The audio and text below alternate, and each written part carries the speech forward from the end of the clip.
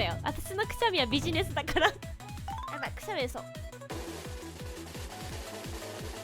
ガタッ、椅子から立ち上がらないでいただいて。今までの配信でもくしゃみ聞かせたことなくない？すべてミュート対策されてました。いや、今後はちょっと切り抜きでバズりたいんで、今後はくしゃみします活動方針変わったから。ビジネスくしゃみやばいかも。お金払えば出る。ちょっと花粉吸ってくるか。切り抜き用にくしゃみするために花粉吸ってくるか。ちょっと